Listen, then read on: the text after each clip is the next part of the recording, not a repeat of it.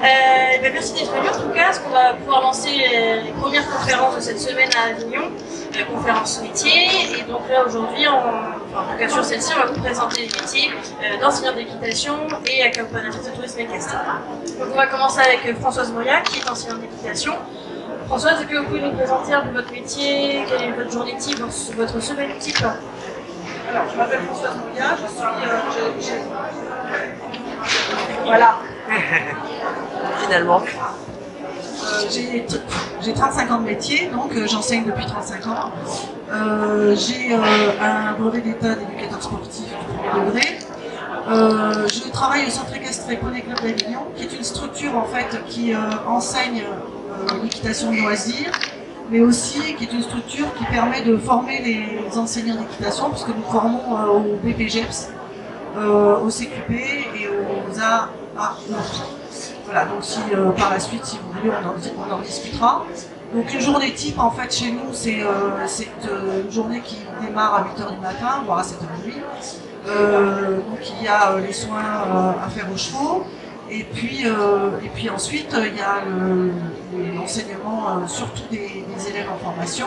C'est-à-dire que pendant la semaine, le lundi, le mardi, le vendredi, c'est uniquement de la formation professionnelle. Et le mercredi, le samedi et le dimanche, voire certaines fois le vendredi soir aussi, ça s'adresse au loisir. Voilà. Donc ce que je peux dire sur notre métier, c'est qu'en fait, il faut vraiment être disponible, il faut avoir envie de contact, il faut aimer les gens, il faut aimer les chevaux, il faut aimer transmettre aussi, c'est important. Et puis il faut être très adaptable parce qu'on a plein de casquettes en fait, je dirais.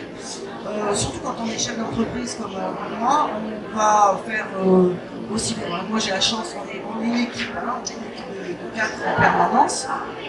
Donc j'ai la chance d'avoir quelqu'un qui s'occupe de tout ce qui est administratif, mais les gens qui sont seuls dans leur structure font l'administratif, la comptabilité, la gestion, la communication, etc. Mais il faut être aussi un peu vétérinaire infirmier, il faut être aussi un peu chauffeur poids lourd. Donc toutes ces choses-là sont une sorte de compétences assez importantes dont les gens ne se rendent pas forcément compte parce qu'on est aussi, en dehors de ça, enseignant sur le terrain. Donc voilà. Qu'est-ce que je peux vous dire d'autre sur la journée qu'en fait l'essentiel du travail sur les chevaux se fait le matin surtout, et que l'après-midi elle est vraiment consacrée aux cours en salle et éventuellement des séances de travail sur en pédagogie, etc. Voilà. Par contre le mercredi et le samedi ça n'a rien à voir, c'est vraiment le loisir, c'est vraiment les adultes et les enfants parce qu'on a de tout, hein. Et c'est surtout des cavaliers de tout niveau, de tout âge, et donc qui vont du galop 1, enfin du galop 0 jusqu'au galop 7. Est-ce qu'on peut nous dire pourquoi vous voulez faire ce métier d'enseignante? Alors pourquoi j'ai voulu faire ce métier en réalité, c'est que j'ai toujours eu envie d'enseigner en fait.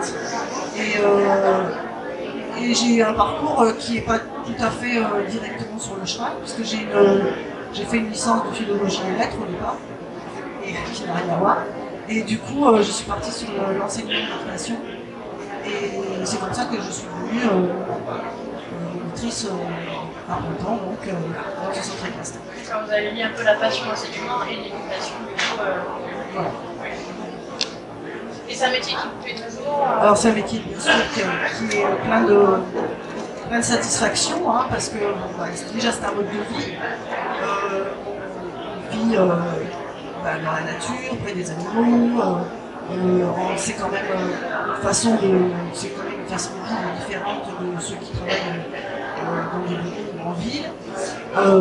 C'est aussi beaucoup de satisfaction par rapport à l'apprentissage les résultats d'apprentissage qu'on peut avoir sur les cavaliers, sur les chevaux aussi, et surtout sur ce qu'on voit sur les enfants en fait quand on les a au départ, les voir grandir, les voir évoluer, les voir devenir adultes, parce que nous ça fait 35 ans qu'on est là et que donc on a des élèves qui ont maintenant la quarantaine, qui ont des enfants, et du coup c'est une vraie satisfaction de les voir évoluer. Voilà, il y a plein de choses comme ça qui sont vraiment intéressantes, je pense. Et quels sont les avantages ou les inconvénients de ce métier d'enseignant? Alors, les avantages, c'est que vous travaillez. Moi, je travaille chez moi, donc c'est vrai que j'organise ma journée comme je le veux. C'est vrai aussi que, comme je vous disais, il y a beaucoup de satisfaction parce qu'on doit quand même évoluer le carrière de chevaux. Il y a beaucoup de satisfaction aussi parce qu'on peut organiser et faire fructifier sa structure. Même si ça va prendre des années, mais tout s'améliore au fur et à mesure. Après, les désavantages, effectivement, c'est que bah, on fait beaucoup d'heures. On a besoin d'être sur le terrain très longtemps, en fait, dans la journée. Et qu'effectivement, on a beaucoup de compétences différentes qu'on est obligé d'aligner dans la même journée. Parce que si vous allez par exemple en concours, vous allez conduire le camion, et puis vous allez vous lever à 5 h du matin, et puis vous allez voilà, toutes ces choses-là, en sachant que c'est pas un métier où on va gagner, enfin on va pas avoir des très très gros salaires. Maintenant c'est aussi ce qu'on a choisi. Donc on a choisi de le faire bien, et donc c'est peut-être aussi ça qui fait qu'on a envie de rester là. Et vous avez toujours été enseignante parce qu'avant vous aviez fait autre chose Non, avant j'ai été petit boulot d'étudiant. Donc j'ai fait d'autres choses effectivement. Mais pour avoir travaillé à plein temps, c'est vraiment le métier que j'ai démarré et que je continue à faire actuellement. Et vous nous parlez du coup de différents diplômes, vous aviez fait d'autres formations? Alors moi j'ai un brevet d'état d'éducateur sportif, c'est ce qu'on passait avant pour avoir le doctorat. Après j'ai continué à me former, j'ai fait c'est pas diplômant, mais c'est une formation qui était à l'époque il y a 20 ans, entre le BE1 et le BE2. Et puis après j'ai continué à faire des tas de formations en allant à Saumur, en faisant venir des intervenants sur place. Donc je pense que c'est un métier, si on a envie d'avancer, il faut continuer à se former tout le temps. Donc j'ai effectivement toujours été en formation. Après, je vous ai parlé des diplômes actuels. Donc, je sais pas si c'est Oui, on peut présenter ce... Alors, bon, vous avez le BPGEPS qui est en fait le diplôme qui permet d'enseigner en autonomie et qui est le diplôme jeunesse esprit. Donc c'est le diplôme d'État. Ensuite, il y a le CQP-EAE qui est en fait le diplôme qui permet d'enseigner en autonomie, mais qui en fait est la branche professionnelle. Il est reconnu par le RNCP, et donc c'est le certificat de qualification professionnelle. Et en fait, la différence entre le BPGEPS et le CQP, c'est que quand on rentre en CQP, on peut rentrer avec une CEP2, certification capacité gastro-professionnelle 2. Donc le niveau est un petit peu moins élevé que le BPGEPS pour l'entrée en formation. Alors que le BPGEPS, il faut rentrer avec une capacité gastro-professionnelle 3. Parce que dans le BPGEPS, actuellement, il n'y a plus d'épreuves certificatives techniques. Il n'y a que des épreuves pédagogiques. Alors que dans le CQP-EAE, on sort avec le niveau de la CP3, et donc on peut aussi enseigner. Après, il y a l'autonomie. Après, il y a l'AE, et ça, c'est l'animateur équestre. Assistant animateur équitation. C'est un mélange. Voilà. Et alors celui-là, c'est un diplôme qui est en fait en dessous du niveau BPGEPS, c'est CQP-EAE. Et donc il ne permet pas d'enseigner en autonomie. Et c'est surtout, bon, c'est un animateur comme son nom l'indique. Donc c'est la différence entre ces trois diplômes. On peut peut-être détailler, mais par la suite, parce que c'est 4UC pour le premier, 4UC pour le deuxième, et là, je ne sais pas exactement ce qui se passe. Je crois que c'est un peu le même principe. C'est inclusif.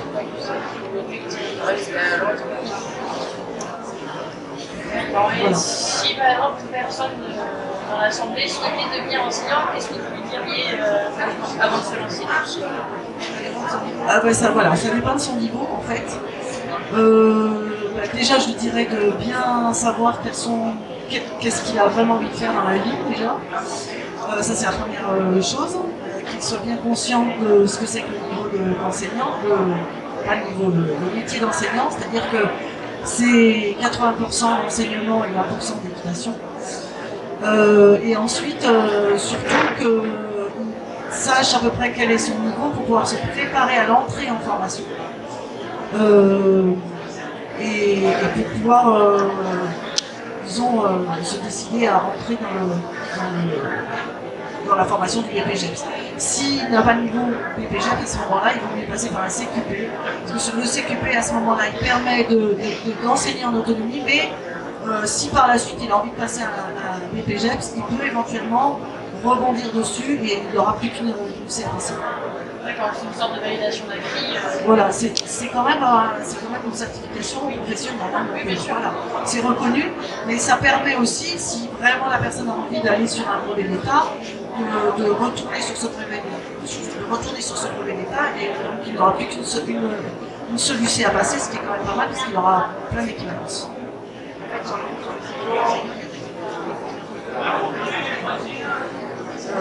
En fait, sur le CQP AE, il sera formé en technique. Et donc, il pourra rebondir sur le BPGEPS sans être obligé de passer par la technique. Voilà.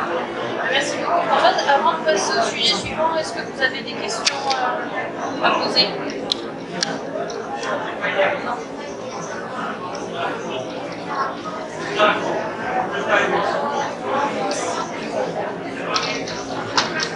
Et bien du coup, on va pouvoir passer maintenant au sujet suivant, donc l'accompagnateur de tourisme équestre, ou aussi appelé ATE, et donc c'est Sylvie Paré qui va nous présenter, donc Sylvie, mes punitions, pour nous présenter un peu une journée type, une semaine type, quel est votre métier, etc. Je vous laisse la parole. Merci, bonjour. Donc je vais, comme je le pensais, recouper un peu ce qu'a dit Françoise, parce qu'on a quand même des métiers qui se ressemblent sur beaucoup d'aspects. Donc les journées type, ce sera un petit peu la même chose, lever bonne heure pour nourrir les chevaux, faire les soins, etc.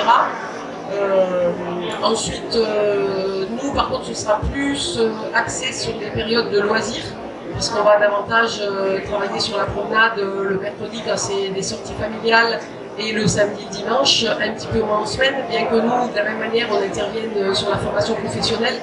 Donc on va venir compléter notre semaine avec la formation des stagiaires. Sinon, un petit peu le même schéma de journée. Des périodes plus d'activité sur l'été avec la période touristique et les vacances scolaires où on a des touristes qui viennent. D'où l'intérêt d'être plutôt dans une région touristique. Je pense que ça fonctionne mieux chez nous, qu'il y a plus de demandes d'ATE que dans le nord de la France ou dans l'Est, même s'il y en a aussi un petit peu. Donc les difficultés de la profession, on va retrouver la même chose, on fait beaucoup d'heures avec un salaire assez modeste en général, voire même des revenus, même quand on est à son compte, des revenus assez modestes. On va s'imaginer qu'il n'y a que les salariés qui sont mal payés, les chefs d'entreprise aussi. Voilà, on est en extérieur par tous les temps, encore plus qu'un moniteur d'équitation, parce que souvent les structures qui sont dans l'enseignement ont un manège, ce qui leur permet quand même de travailler. Nous, on est dehors encore plus, je dirais, par tous les temps. Il faut savoir que c'est un travail physique assez important. On porte beaucoup de choses, on porte les enfants, on porte les ballots de foin, on porte les selles. Donc il faut penser à l'aspect physique de la profession aussi, qui n'est pas négligeable. Par contre, effectivement, l'avantage, c'est qu'on est dans la nature toute l'année, avec notre fonctionnement, comme disait Françoise, une organisation de notre journée comme on l'entend, beaucoup de contacts humains, beaucoup de contacts, bien sûr, avec les chevaux aussi, et quand même pas mal de tâches variées. Alors on le retrouve en même temps dans les avantages et dans les inconvénients, c'est qu'on a beaucoup de choses différentes à faire, mais ce qui fait qu'on a aussi une journée qui est assez variée. On a aussi, nous, sur l'ATE ou les métiers d'accompagnement en extérieur, la valorisation de la cavalerie. Parce que comme en fait, alors elle existe aussi dans l'enseignement, mais comme on a quand même affaire la plupart du temps à un public débutant, enfants, adultes, on a un gros travail d'éducation et de travail du cheval. Qui est différent de celui qu'on va apporter quand on veut amener une cavalerie de sport à un niveau 6 ou 7, mais qui va être différente, mais qui va être aussi importante, dans la mesure pour avoir une cavalerie qui soit sécuritaire et aussi pour pouvoir acheter des chevaux, peut-être des jeunes chevaux, des chevaux pas très éduqués, et qu'ensuite on va préparer à notre métier, comme on l'entend, avec la destination à laquelle on veut le mettre. Et ensuite, donc, on a bien sûr tout ce qui est administratif, commercialisation, création de produits, etc. Ce qui fait qu'on a effectivement un métier qui est très varié, mais très complet avec beaucoup de choses à faire. En ce qui concerne nos diplômes, donc il y a effectivement l'ATE, qui est un diplôme avec une entrée égale au 6 pleine nature et une formation qui dure 600 heures, avec une partie en entreprise. Et ensuite, on a un CQP hasard, donc un diplôme où on n'a pas l'autonomie, c'est un diplôme de niveau 5, qui permet de travailler sous la responsabilité d'un BP ou d'un ATE, d'un CQP ORE. Un peu le même schéma, hein, les deux sont en regard l'un de l'autre. Et ensuite, le CQP ORE qui permet l'accompagnement de promenade, de randonnée, et aussi l'animation carrière dans le tourisme équestre, en restant dans la mention. Voilà donc pour ce que je peux dire pour ces métiers-là d'extérieur et d'accompagnement. Il y a aussi un aspect que je n'ai pas mis en avant qui fait aussi une grosse partie du métier, c'est tout ce qui est animation. C'est pas le tout de partir avec un groupe et de l'emmener en sécurité, c'est aussi d'animer, d'intéresser, de lui faire découvrir le patrimoine, la faune, la flore, les traditions qu'il peut y avoir suivant la région où vous évoluez. Et aussi animation du groupe quand on est en randonnée de plusieurs jours avec des soirées, etc. Faire la cohésion du groupe et l'animer ensuite. Et alors, qu'est-ce qui vous a donné envie de faire ce métier d'être? Alors moi j'ai 32 ans de métier, donc j'ai commencé à 18 ans, il fallait aucun diplôme pour accompagner les promenades. Donc je suis partie à un moment donné où j'avais de la disponibilité en Camargue et j'ai commencé à accompagner les promenades en Camargue. Je montais déjà à cheval, j'étais pratiquante d'équitation classique. Je ne connaissais pas du tout cet aspect du tourisme équestre et c'est vraiment cette envie de faire découvrir la région à des familles, à différents publics qui m'a dirigée vers cette branche. D'accord, c'est un métier qui vous plaît toujours autant?